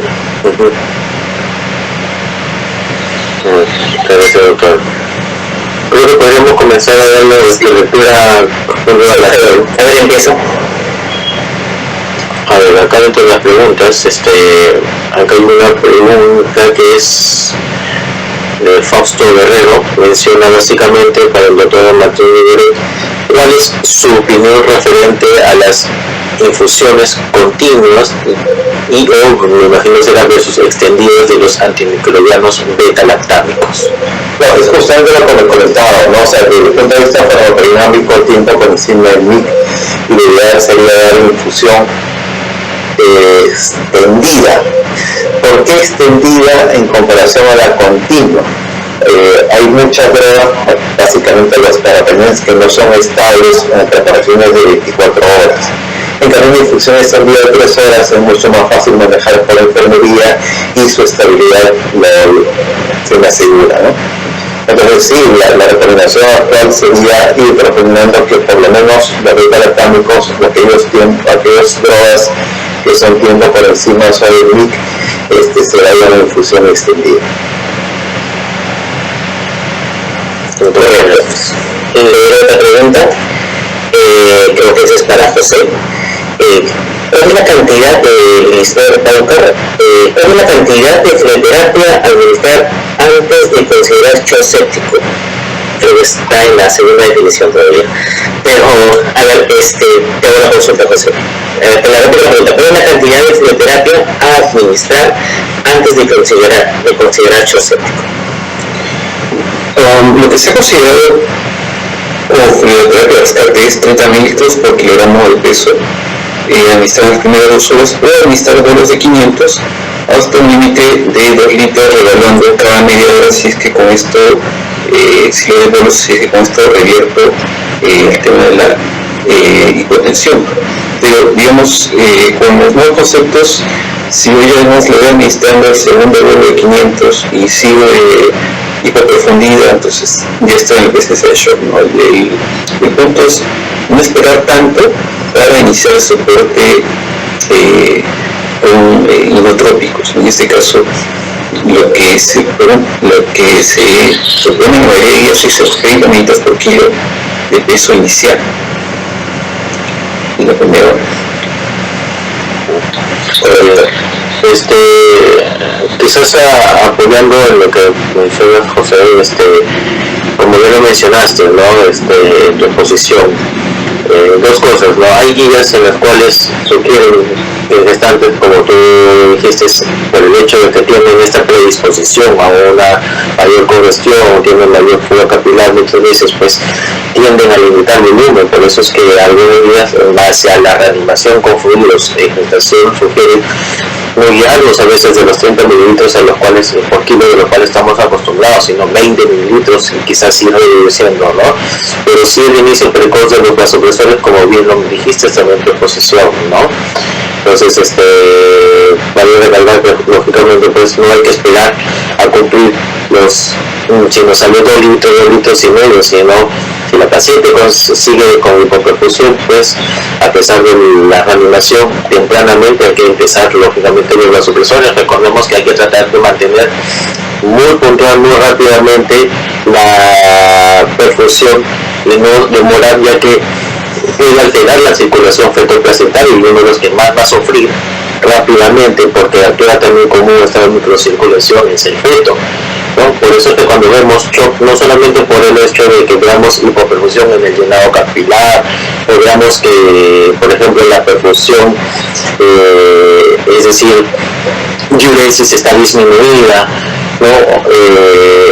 Solamente nos vamos a quedar ahí, sino otro factor importante es que cuando se hace un monitoreo a todo paciente de shock y vemos también se hace un Doppler, la misma alteración del Doppler nos puede sugerir que el paciente ya está en shock, ¿no? Aunque persiste el taquicárdico, ¿no? Entonces ahí tenemos que actuar rápidamente, ¿no?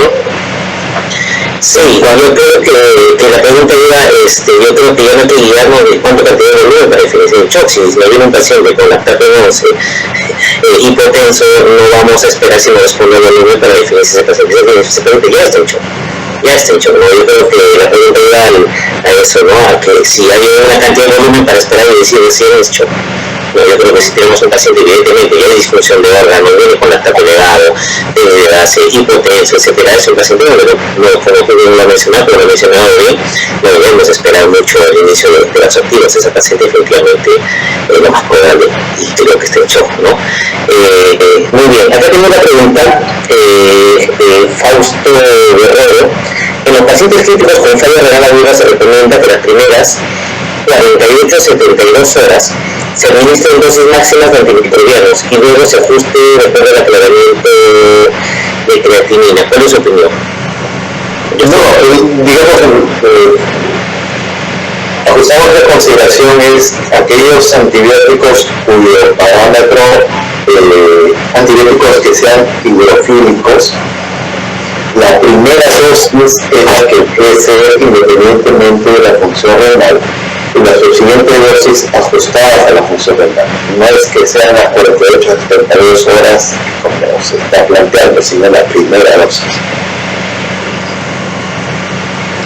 Entonces la sugerencia de usted, doctor, sería solo la primera dosis dar tope y después regular a la función renal. Ajá, exactamente.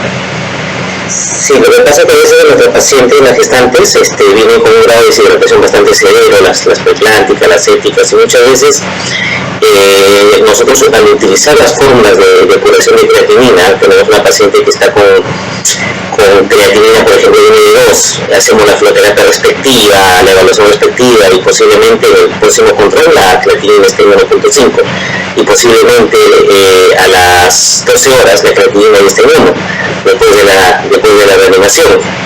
Entonces yo creo que va por ese sentido de que al principio, en las primeras 24 o 28 horas, no regular hasta que la falla renal verdaderamente sea establecida, porque es bien difícil determinar primero falla renal, lo determinamos simplemente por la diuresis y por el valor de creatinina, ¿no?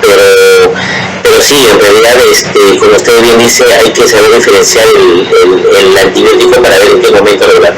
Es algo bien complicado de hacerlo, pero yo creo que nos quedaríamos, no sé, con la opinión de que la primera dosis no deberíamos regular, ¿no? Y de ahí lo importante sería monitorizar los valores de la función renal, ¿no? Dependiendo de la edad.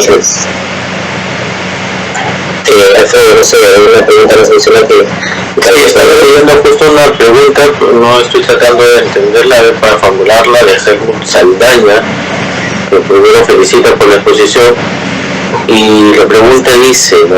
Que cuando se indica dosis de carga, la siguiente dosis será en su intervalo, ¿no? Menciona 6, 8 dosis, o inmediatamente con su dosis de mantenimiento. A ver. Entiendo. Pero se supone que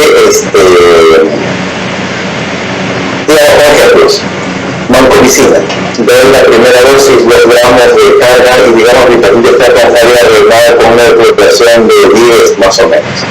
Entonces la siguiente dosis, que va a ser 1 gramo, lo voy a administrar probablemente 4 o 5 días posterior a la primera dosificación. Más o menos entiendo que ahí la regulación va a ser por intervalo de administración. Meropenem doy, digamos, la dosis de carga 1 gramo y luego doy la siguiente dosis 500 cada dosis. Entonces 2 horas después voy a dar 500 miligramos. Hay un intervalo que se va a regular desde la dosis. Y no el tiempo de administración. Ahora, cuando la dosis se hace algo dependiendo del antibiótico, ¿no? O sea, no es una sola fórmula para todos los antibióticos. Creo que hay una pregunta por ahí que se me escapó.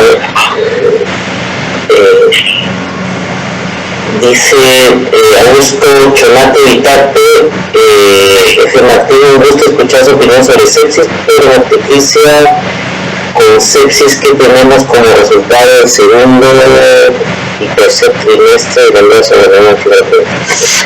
A ver, la que está ahí. Saludos, muy interesante el tema. El uso de anticonceptivos sería lo primero, la epinefrina, y luego cuál seguiría, que creo que se va para José, obviamente la paciente gestante, ¿no? ¿Mantenemos lo mismo? El uso de la epinefrina sería el de elección.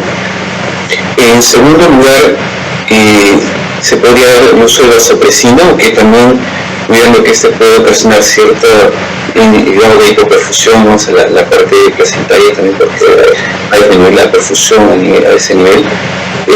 Y dependiendo también de la disponibilidad, ¿no? Se puede usar adrenalina y otras opciones ya serían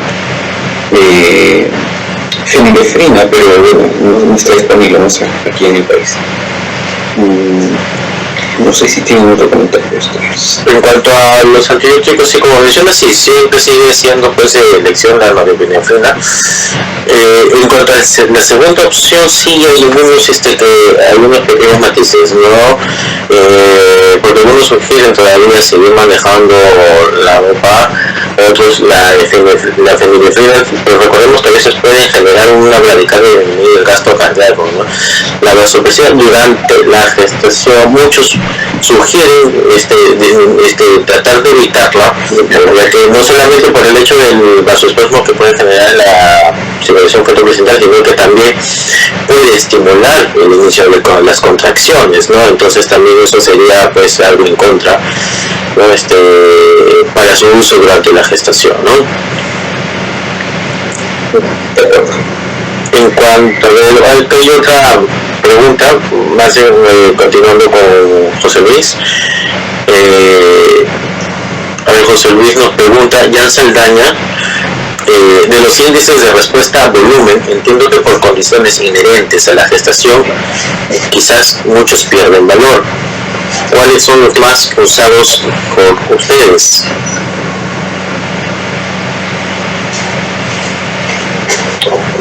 Bueno, en ese caso, realmente hay índices que por la condición de la gestante, dependiendo de la etapa gestacional, tal vez no vayan a ser mucho utilidad, como digamos elevación pasiva de las miembros inferiores, no va a ser mucho si es una gestación avanzada. Igualmente la evaluación de la vena cava, si es una gestación avanzada, también va a tener una disminución de su sensibilidad. Respuesta de volumen clínicamente nos va a servir el débito urinario, también nos puede servir la evaluación de volumen si la paciente está intubada, de la evaluación de presión de pulso.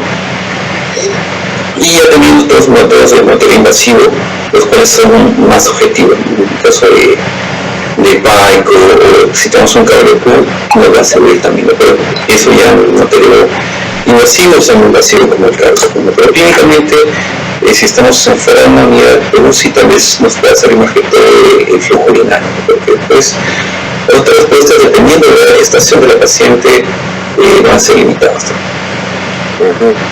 Claro, ¿no? Como mencionas, pues, en cuanto a respuesta a volumen, bien lo has mencionado, pues, la elevación pasiva de medios inferiores, que es una de las cosas más fáciles que se puede realizar,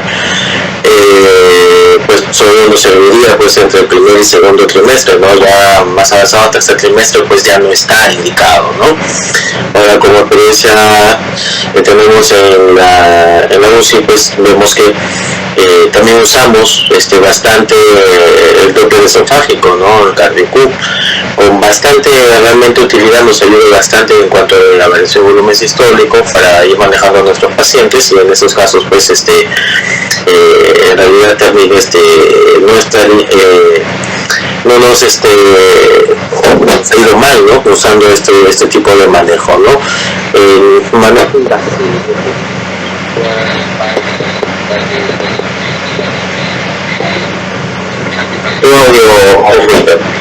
También hacemos la valoración ecográfica, que también ayuda, pero hay que tener en cuenta, ¿no?, los cambios cardiovasculares que pueda tener la gestante, ¿no? Entonces, en cuanto a de manera muy sencilla, la variabilidad de presión de pulso, pues, sigue siendo un factor bastante importante para valorar la respuesta a volumen, ¿no? Entonces, espero tener en cuenta, lógicamente, el tercer trimestre. Y otra cosa que hay que tener en cuenta es que cuando queremos hacer una valoración del volumen sistólico, o ver si la paciente de hipertensión, ver el flujo, no olvidar que los monitores hemodinámicos son las fases iniciales de resociación con volumen. También la recomendación es lateralizar el monitoreo izquierda, ¿no?, para que eso no nos afecte nuestras monitorizaciones o nuestra respuesta de fluidos, ¿no? Por comentarios de Julio. Sí, no, perfecto, totalmente de acuerdo, es todo lo que hacemos, ¿no? Y creo que no solo en la gestante, sino todos los pacientes deben haber una monitorización multimodal. En cuanto a la gestante, dependientemente va a depender del tiempo de embarazo. Lo que sí creo, bueno, todavía no hay estudios, el punto de corte quizás podría variar, ¿no?, de acuerdo a la gestante. ¿No? El punto de corte, no hay ningún estudio que lo diga, pero nosotros monitorizamos, como tú bien has dicho, depende del tiempo de gestación, CardioQ, el Doppler, la variabilidad, y creo que todo eso suma, ¿no? Creo que el análisis de todo, no me atrevería a decir en una gestante es mejor este monitoreo que el otro, ¿no? Va a depender de muchísimos factores, ¿no? Y sobre todo lo que te he mencionado de la lateralización para cuando nosotros debemos hacer el monitoreo, ¿no? No sé si hay alguna pregunta, creo que estamos ya sobre la hora, no sé, Alfredo, si hay algún comentario final de parte del doctor Martín o de parte del doctor José Castillo, un comentario final. No. José Castillo, ¿algo más que añadir? Si no, ya creo que podríamos dar por concluida la exposición. Bueno, realmente, como mencionaba, sepsis es un tema bastante amplio y que incluso después de todos muchos estudios previamente sigue evolucionando, ¿no? Y más en las pacientes gestantes es un tema todavía no muy claro, y muchas veces se tiene que hacer una distinción especial de estos tipos de pacientes.